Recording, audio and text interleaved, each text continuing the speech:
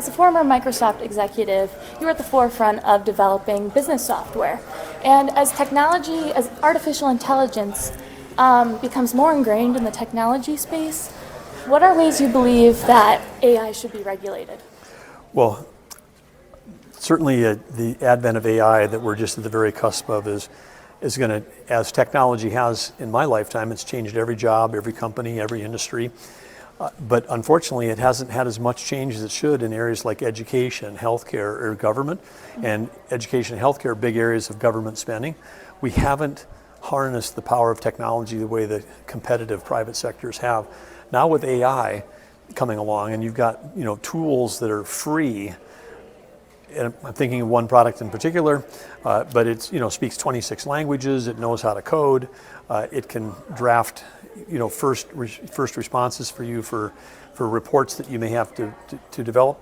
And when we completed the legislative session in North Dakota this year, what we did after that is we got all of our cabinet heads together. We brought in all the industry experts, and we said, how can we apply the tools of AI to make government services more effective, more efficient, and more responsive to our citizens?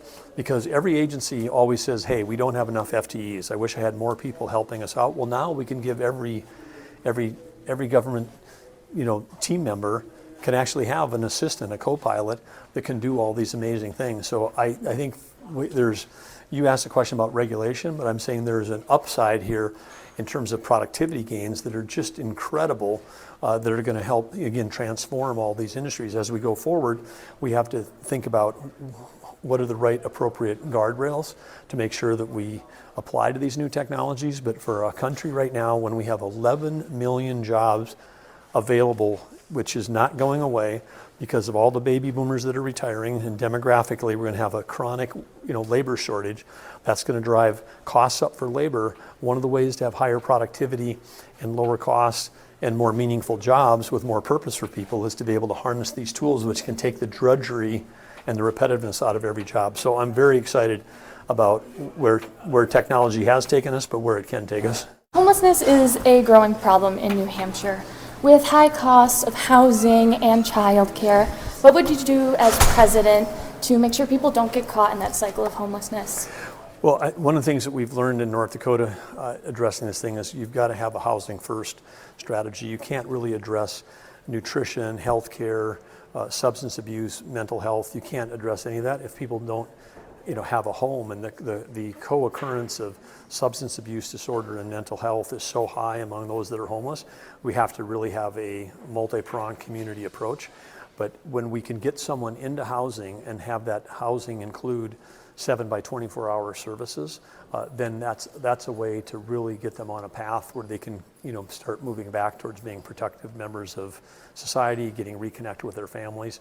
And so there's proven things that we can do this, but it takes every community. It's got to happen at the local level to make sure that we get it done. Your campaign relies heavily on national security. What do you think the biggest threat to the United States is, and how does the country combat that?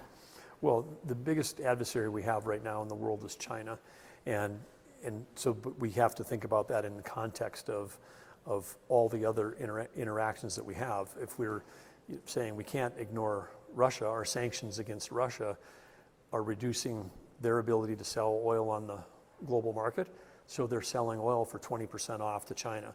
So we have to think through when we're competing in this competition for ideas and talent and capital with the rest of the world.